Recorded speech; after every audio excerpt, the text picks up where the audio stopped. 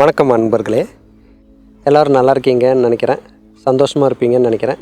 So இன்றைக்கி நம்ம எடுக்க போகிற டாபிக் ரொம்ப இன்ட்ரெஸ்டிங்கான ஒரு டாபிக்ங்க.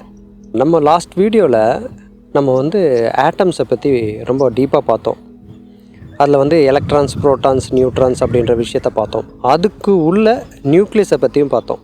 அந்த நியூக்ளியஸில் இருக்கிற எனர்ஜியை தான் நம்ம ஆதி பராசக்தி அப்படின்னு சொல்கிறோம். ஸோ அந்த ஆதி பராசக்தி அப்படின்ற ஒரு விஷயம் இந்த வெளி உலகத்துக்கு எப்படி வெளிப்படுது அப்படின்னா, அது தாய்மையாக வெளிப்படுது. அந்த தாய்மை அப்படின்ற ஒரு நிலை இந்த இயற்கையில் எல்லா இடத்துலையும் நிறைஞ்சிருக்கு.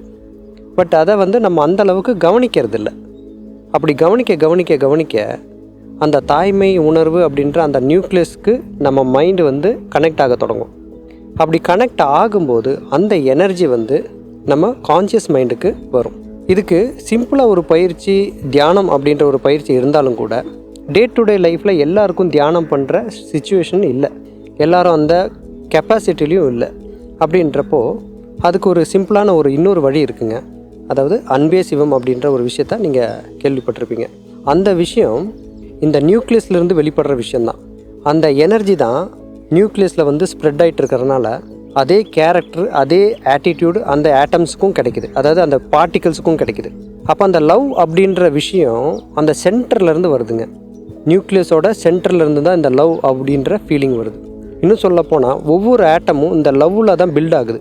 இந்த மதர் நேச்சர் அப்படின்றது உண்மையாக என்ன அப்படின்னா, இந்த லவ் அப்படின்ற ஃபீலிங்ஸை ஏற்படுத்துறது தான் இந்த மதர் நேச்சரோட நேச்சர். அப்போது இந்த நேச்சர் கூட நம்ம எப்படி கனெக்ட் பண்ணுறோம் அப்படின்றது தான் இன்றைக்கி நம்ம எடுக்கக்கூடிய டாபிக். இதில் ரொம்ப முக்கியமான விஷயம், டே டு டே லைஃப்பில் எல்லாருக்கும் இந்த விஷயத்துக்கு கனெக்ட் பண்ண முடியல அப்படின்னு நம்ம யோசிக்கிறோம். பட் அது ரொம்ப ஈஸியான ஒரு விஷயங்க. இந்த மதர் நேச்சர்கிட்ட கனெக்ட் ஆகிறதுன்றது ரொம்ப ஈஸியான விஷயம். அது எப்படின்னு கேட்டிங்கன்னா, நம்ம மற்றவங்கக்கிட்ட பழகும்போது அன்பாக பழகிறோம் இல்லையா? இந்த அன்பாக பழகிறோம் அப்படின்ற உணர்வே இந்த நியூக்ளியஸ்லேருந்து வெளிப்படுற ஒரு விஷயந்தான். அப்போது இந்த அன்பு அப்படின்றது இந்த நியூக்ளியஸோட குணமாக இருக்குது. அந்த கேரக்டர் கூட நம்ம மர்ஜ் ஆகணும். நம்ம அந்த பர்சனாலிட்டியை டெவலப் பண்ணிக்கணும். அன்புன்ற கேரக்டரை அந்த ஆட்டிடியூடை நம்ம டெவலப் பண்ணிக்கணும். யாருக்கிட்ட பழகினாலும் ஈவன் நம்ம சிந்தனையில் கூட நம்ம அன்பாக பழகணும், அன்பாக யோசிக்கணும். யாரையும் விரோதமான கருத்தில் பேசவும் கூடாது, சிந்தனை லெவலில் கூட அதை நம்ம வச்சுக்கக்கூடாது. ஸோ அந்தளவுக்கு பியூரான ஒரு மைண்டை நம்ம டெவலப் பண்ணிக்கணும். ஸோ இந்த நியூக்ளியஸ் அப்படின்ற இடம், இந்த தாய்மை குணம் அப்படின்ற ஒரு உணர்வு இருக்கிற இடம் ரொம்ப ஸ்பெஷலான ஒரு இடம். அதை அனுபவிக்கிறதுக்கு எவ்வளோ அனுபவித்தாலும் பத்தாதுங்க. அந்த அளவுக்கு ஒரு சூப்பரான ஒரு விஷயம் அது. ஆனால் அதை எப்படி வெளிப்படுத்துறது அப்படின்றது நிறைய பேருக்கு புரியாத ஒரு விஷயமா இருக்குது. அதை அட்டைன் பண்ணுறதுக்கு நிறைய வழிமுறைகள் இருக்குது. அந்த வழிமுறைகளில் முக்கியமான விஷயம், அது எப்படி நம்ம அந்த இடத்துக்கு நம்ம கவனத்தை கொண்டு போகிறோம் அப்படின்றதுல இருக்குது. அப்போ அந்த கவனம் அதுக்கு கொண்டு போகணும் அப்படின்னா நம்ம மனசு குவிஞ்சு ஒரு இடத்துல குவியணும் இல்லையா? பட் நேச்சர் பார்த்திங்கன்னா எவ்வளோ அழகான ஒரு நேச்சராக இருக்குது பாருங்கள். நம்மளுக்கு நிறைய பேட்டர்ன்ஸ் கொடுத்துருக்கு. அந்த பேட்டர்ன்ஸை நம்ம ஃபாலோ பண்ணிட்டு போனாலே அந்த பாயிண்ட்டுக்கு ஈஸியாக போக முடியும். இப்போ நம்ம பேட்டர்ன் அப்படின்னு சொல்லும்போது, ஃபார் எக்ஸாம்பிளுக்கு நான் சொல்கிறேன், ஒரு மலை கோயிலுக்கு போகிறோம். அந்த மலை கோயிலோட ஷேப் எப்படி இருக்குதுன்னு பார்த்துக்குங்க. அது ஒரு பிரமிட் ஷேப்பில் இருக்கும் இல்லையா? ஸோ அந்த ஒரு ட்ரையாங்கிள் ஷேப்பில் இருக்கும். அப்போ நீங்கள் அந்த ஒரு மலை கோயிலுக்கு போகும்போது ஆக்சுவலி நீங்கள் பார்த்தீங்கன்னா உங்களோட கான்சன்ட்ரேஷனும் டெவலப் ஆகிட்டே போகும் மேலே போகும்போது. அதுக்கு காரணம் அந்த லீடிங் லைன்ஸ். இந்த மலையோட லீடிங் லைன்ஸ் பார்த்திங்கன்னா ஒரு ட்ரையாங்கிள் ஷேப்பில் இருக்கும். நீங்கள் மேலே ஏற ஏற ஏற நீங்கள் மேலே இருக்கிற பாயிண்ட்டை பார்த்து தான் நீங்கள் போகிறீங்க. அப்படி பாயிண்ட்டை பார்த்து போக போக உங்கள் பாடியில் எனர்ஜியும் ஃபோக்கஸ்ட் ஆகும் மேலே. அதுக்காக தான் நம்ம மலை கோயிலுக்கு போகிறது. அதை தான் சொல்லுவாங்க, குன்று இருக்கும் இடந்தோறும் குமரன் இருப்பான் அப்படின்னு சொல்லுவாங்க. அதுக்கு அர்த்தம், முருகன் அப்படின்ற ஒரு விஷயத்தை பற்றி சொல்லும்போது முக்கியமாக ஒரு விஷயத்த சொல்லணும். இந்த முருகா அப்படின்ற வார்த்தையே எதிலிருந்து வந்திருக்கு அப்படின்னு கேட்டிங்கன்னா, இந்த காந்த சக்தி மலைக்கு மேலே போக போக எனர்ஜி முருகி முருகி வரும். அதாவது குறுகி குறுகி வர்றது தான் முருகி முருகி வருது. அப்படி முருகி முருகி வர்றதை தான் நம்ம முருகா அப்படின்னு சொல்கிறோம். இந்த முருக கடவுளுக்கு இந்த பேர் வர்றதுக்கு காரணம் என்னன்னு கேட்டிங்கன்னா, அவர் வந்து காந்த சக்தி, இந்த காந்த சக்தி திணிவு பெற இடம்தான் இந்த மலை உச்சி. அதனால தான் அப்படி சொல்கிறாங்க. எல்லா மலைக்கும் மேலே முருகனோட சக்தி இருக்கும். அது பர்டிகுலராக ஒவ்வொரு மலையோட ஷேப்பு வந்து அந்த பிரமிட் ஷேப்பில், அந்த ட்ரையாங்கிள் ஷேப்பில் இருக்கிறனால அந்த இடத்துல வந்து மேக்னெட்டிக் ஃபீல்டு வந்து கான்சன்ட்ரேட்டட் ஆகும். அப்போ நம்ம வந்து மலைக்கு மேலே ஏறும்போது அந்த எனர்ஜி நம்ம பாடியிலையும் மேலே வரும்.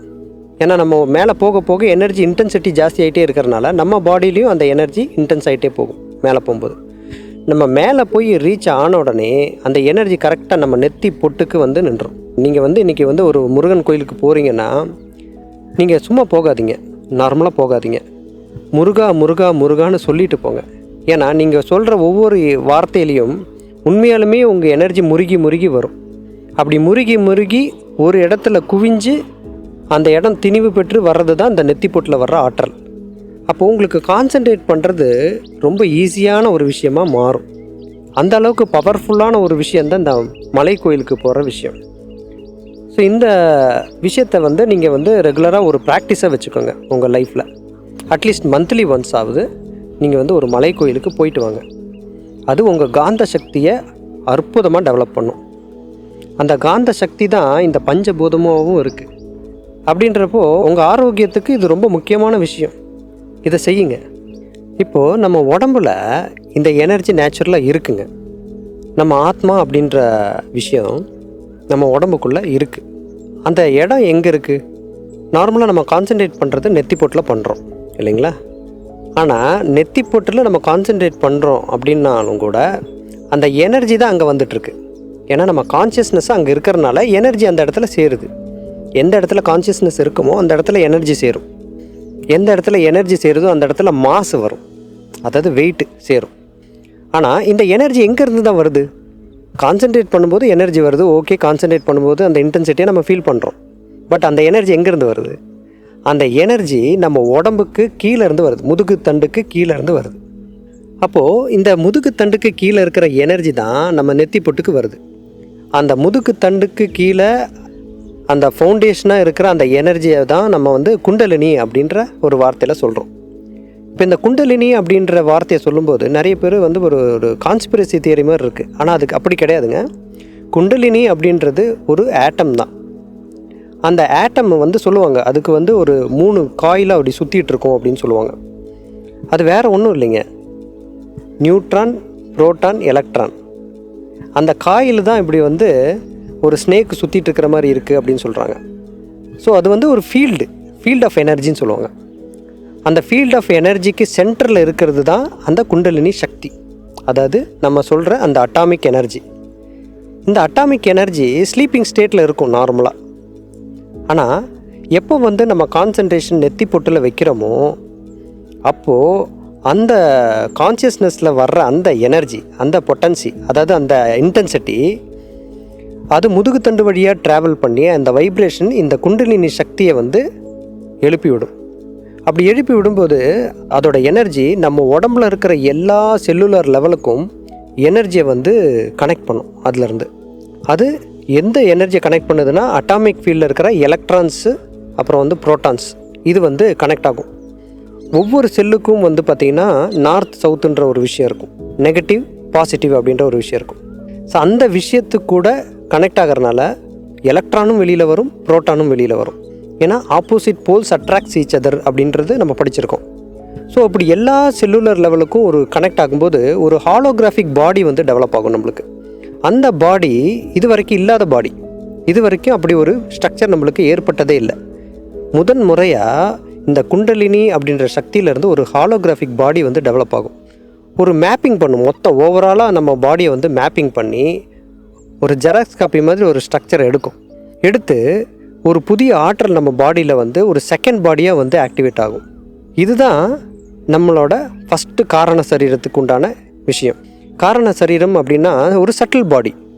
இந்த சட்டில் பாடி அப்படின்றது இந்த அட்டாமிக்லேருந்து டெவலப் ஆன நேச்சுரல் பாடி. இது வரைக்கும் நம்ம இருக்கிறது வந்து பார்த்திங்கன்னா, இப்போ இருந்துகிட்ருக்கிறது வந்து பார்த்திங்கன்னா நம்மளோட ஜெனட்டிக் பாடி. ஸோ இந்த ஜெனட்டிக் இம்ப்ரின்ஸ்லேருந்து டெவலப் ஆன பாடி தான் நம்மளோட இப்போ இருக்கிற பாடி. ஆனால் இதுக்கு மேலே நம்ம டெவலப் பண்ண போகிறது இந்த குண்டலினி ஆக்டிவேஷனுக்கு அப்புறம் நம்மளுக்கு டெவலப் ஆகிறது நம்மளுக்கு இந்த சட்டில் பாடி அப்படின்ற பாடி டெவலப் ஆகும்.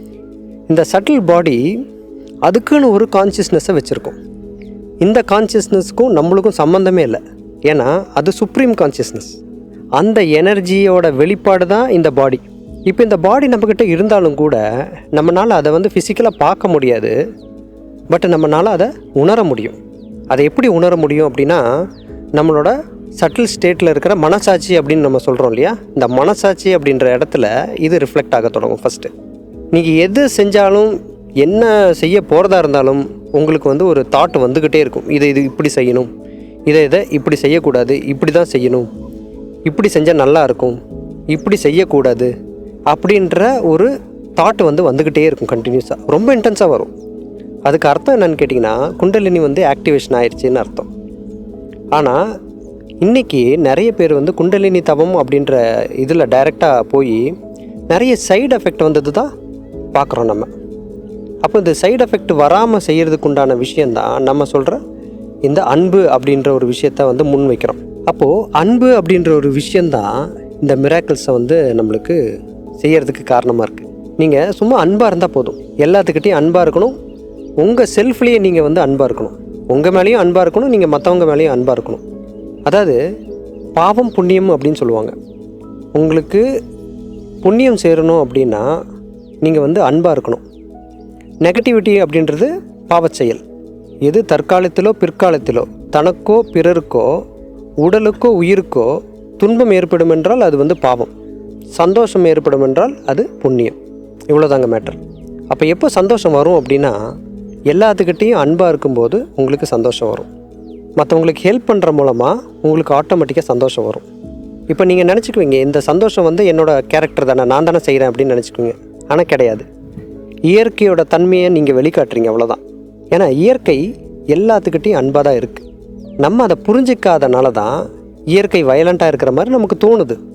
அப்போது இந்த இயற்கை அப்படின்ற ஒரு விஷயத்துக்கு கூட நம்ம ஐக்கியப்படும் போது நம்ம மனசில் அன்புன்றது நேச்சுரலாக வந்துடும். நம்ம உடம்புல இருக்கிற சக்தியோட குணம் இந்த அன்பு ஸ்வரூபமாக இருக்குது. எப்போ இது ஆக்டிவேட் ஆகி நம்ம கான்ஷியஸ் மைண்டுக்கு வருதோ அப்போ ஆட்டோமேட்டிக்காக உங்கள் மனசில் அன்பு ஊற்றெடுக்கும். அன்புன்றது அப்நார்மலாக பெருகும். அந்த அளவுக்கு உங்களை அப்படி ஒரு கோல்டன் பர்சனாக அது மாற்றும்.